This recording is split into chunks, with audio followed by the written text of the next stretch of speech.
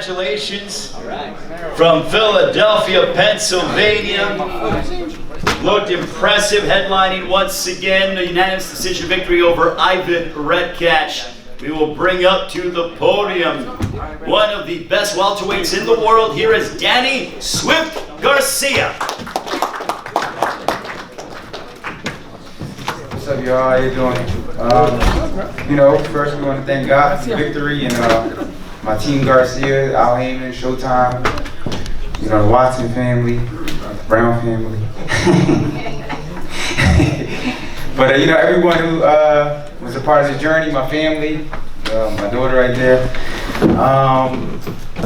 It was a 12-round decision. We're happy with that, even though I felt like I should have stopped him. For some reason, it felt like I didn't have enough energy to step on the gas in the late rounds, and my foot was kind of like burning. Come to find out, when I take my shoe off, like half of my foot is like peeled back. So, yeah, that's the problem when you have 6 toes. So, if any sneaker company wants to sponsor me, help me get a nice little shoe to get my foot right. Custom shoe. Yeah, but other than that, I felt good. I had a 9-month layoff, but there's no excuses. I felt like I won the fight. I won the fight easy. I wanted to knock out. I didn't get it, and it is what it is. I wanted bigger and better things. Maybe this is the type of performance I needed for somebody, a Manny Pacquiao or somebody else to fight me. Questions? Yeah, Michael Cole, Philadelphia Inquiry. So, do you think this type of fighter, southpaw, like the fighter you fought today, is the type of guy that will prepare you for a guy like Manny? Well, Manny, he's definitely, the southpaw stance, yeah, but Manny has a certain type of style that is hard to train for, so you just gotta go in there and make adjustments. But definitely when you fight a southpaw, it definitely gives you that look, and you have to slip punches different ways and pivot different ways, and punches come from different angles, so it definitely gives you the right look to fight another southpaw. Fighting for behind the gloves, Danny. Congratulations on the win. Just talk to me about that shoulder bite. How did you stay mentally composed in that? I just felt something like digging in my skin. I thought a mosquito got me. I was like, oh. Then I look over, he's biting me. I think I might be the second fighter in history to be bit, right? Who else? Randy Holyfield and Danny Garcia. It's something in the history books.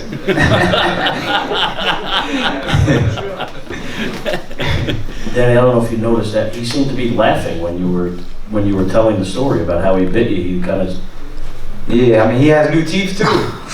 Brandon's been here. He's going to work. I got a fresh veneer scar on my neck. Did he say anything to you about it after the fight or anything, or he didn't even acknowledge it? Nah, he didn't say nothing to me. He just been smiling all week. That shit freaking me. I knew he was gonna bite me. Danny, I know you were kind of half kidding, but based on how you fought tonight, do you really think though that it might be easier to get one of those 2 fights that you obviously want against Spence or Pacquiao now? Yeah, I feel like so. They probably gonna look at it like, Danny should have stopped him. Danny should have knocked him out. But I won mostly every round. He's a tough guy. He's coming out 3. It's the opportunity of a lifetime, and he took it serious. And I know for him it's probably a win because he did 12 rounds, and him and his coach probably a win for them. But I feel like I tried to stop him, like the 8th night and the 10th. I seen he was hurt, he was bleeding, and it looked like he was giving up. But for some reason, I just felt like I didn't have the energy. I don't know what it was to just explode and just finish him. Earlier in the fight, I think it was maybe the 5th round, you laid it on him like really good in that round. Did you start to feel at that point that it wasn't going to go much longer? Yeah, I thought, because when I kept looking over in between rounds, I seen all the doctors in the corner. So I figured, I'm probably punishing him too much, and he wasn't winning no rounds anyway, so I thought they probably was going to stop it, but it didn't happen, and he made it to the finish line. And I just, for some reason, like I said before, I don't know why I felt like that in the 10th round, like I didn't have the extra spurt of energy, and my foot was kind of burning, so I just tried to dance to the end and got the victory. One last thing for you, it's your right foot? Yeah, it's my right foot. Got the blood, all that dripping. Wow. Yeah, it's bleeding. Did you have a blister of any sort or anything before the fight? No, I got 6 toes, so my foot don't fit in the shoe. I'm that serious. I got sneaker problems. Has it happened? Has it happened? I gotta buy one shoe bigger. Has it happened before though, or no? Not really. I taped it, but it still happened. But today was like, it felt like severe pain. Yeah, it felt like my bottom of my foot was just peeled, like burning. The whole fight? No, like past the seventh round. Danny, firstly, your uniform was fresh out. Nice one. And I was running around with it yesterday for Uncle Dre. Oh, you what? Yeah, he puts me through hell, that man. Yeah, I bet. You usually get them right before the fight. Yeah, he did 24 hours, still awake. But so on a serious note, did Redkach box differently than you thought he was? Normally he's a very aggressive fighter, but he looked like he just tried to box you tonight and outbox. Did that throw you off your game plan at any point, or did it make you change and adjust whilst you were in there? I knew that, I thought he would get brave sooner or later, but he did fight kind of cagey. He wasn't opening up, so when somebody's not opening up, it's hard to kind of finish him and find them openings. And that's why I just figured I'm just going to just box him to the end and get this victory, and then we look better on the next one.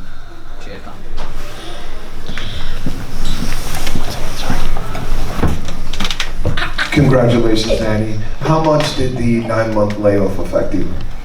I'm not gonna say it affected me. You know, I make no excuses. I might have gained a little too much weight in between this fight, but you know, I felt good. I didn't feel my best. Like I said before, I didn't feel explosive like I usually feel, but I still felt good. I was in great shape. I did 12 rounds, and you know, I felt like I did a good performance. I won mostly every round, and like I said before, we get the knockout in the next one. Just got 2 more, okay? Earlier in the week you were talking about possibly moving up to 154. Now you're saying obviously you felt tired in some parts of the fight. Do you think it could be a weight problem? I want to say I felt tired. I didn't feel like I had that extra energy. You know, some fights you just feel like that. Some fights you just gotta dig deep. But yeah, I might be way stronger at 154 for sure.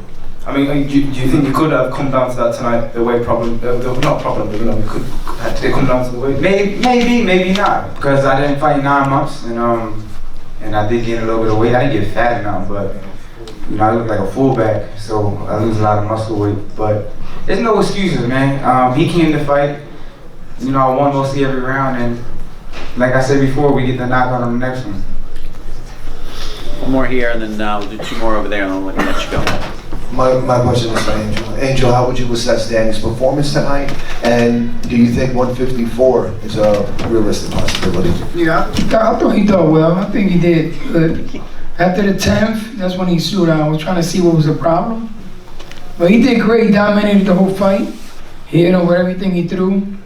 You know, stepping in with his right foot a little bit, going into the clinches in the 10th, 11 and 12. But, I mean, I don't think the weight was the problem, man. It just, I don't know, all of a sudden, I guess he just shut down a little bit. But, you know, that's part of being a fighter sometimes. Sometimes he's got a great night.